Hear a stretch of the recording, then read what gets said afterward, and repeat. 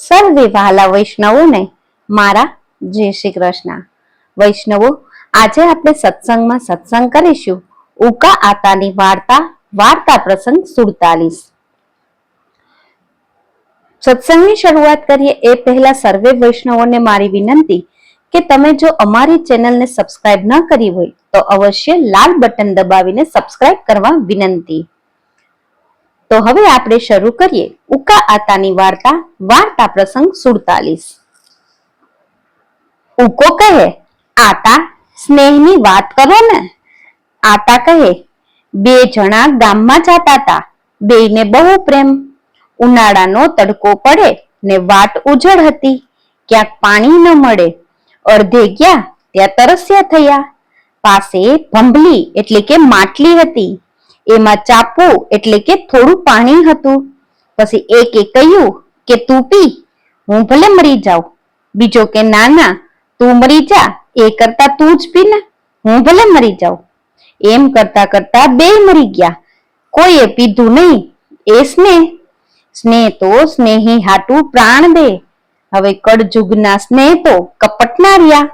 કાં તો સ્વાર્થનો હોય એટલે સાચો સ્નેહ નહીં, પણ સ્નેહના ચાડા પાડીને સ્નેહને લજવે છે. પણ છોકરા, એમાં હૈયામાં કપટ ભર્યું હોય. દેખાડે હેત પણ હેત નહીં. કોક જાણે એને હેત છે પણ બધું દેખાડવાનું એકેય અંગ હાચું નહીં. ઘરમાં આવ્યો ને વસવાસ નહીં, બોલ્યું ન ગમે મનમાં હો, ઉપરથી તો વાહ વાહ કરે. ઉકો કહે, આતા એવું ભૂંડું તો એકેય નહીં હો, એ કરતા ન રાખતા હોય તો સારું. આતા કહે, સ્નેહીનું તો બધુંય ગમે. એક સાખીમાં કહ્યું છે, રસ રીસ રસી કે મોય સબ સુહાય, તાતે સિરે નિરતે તુરતી આગ બુચાય. સ્નેહીનો સ્નેહ તો ગમે જ, પણ એની રીસ પણ વાલી લાગે. જેમ ટાઢે પાણીએ આગળ ઓલવાય ને ઊને પાણીએથી આગ ઓલવાય, એમ એનું બધુંય ગમે ને વાલી વહત દેતા મન જરાય ખટકે નહીં. એનું એઠું ખાતા સુગ પણ ના આવે, એનું નામ સ્નેહ. પણ એવા સ્નેહના જાણકાર કોક વિરલા છે. ખરા સ્નેહમાં એવું છે કે ઝેર અમૃત થઈ જાય. ગરાસિયાને કોઈ હારે વાંધો હોય ને જઈ ભેગા બેસે ને એને હાથેથી કસુંબો પીએ, તયે ઝેર એટલે કે અફીણ પીએ ને ઝેર દુશ્મનાવટ છોડે છે. પણ બધુંય વાલપનું છે. વાલપ વોણું એટલે કે નાના વાનાએ સારું સ્વાગત પણ ઝેર બરાબર લાગે. પણ આજકાલ તો સ્વાર્થ ને કપટનો જ સ્નેહ. ઘર બાળીને તીર્થ કરનારા તો જવલ્લે જ હોય, બાકી તો ઘર રાખીને વાતો કર્યા કરે. ઉકો કહે, આતા એને માણસ કહેવાય કે વાડીના ચીભડા ગણવા. આતા કહે, જી ગણ ઈ કારેલા તો કડવા ઝેર જેવા જ હોય છે. જેને વાલા હોય એને શાક પણ અમૃત રોખું લાગે.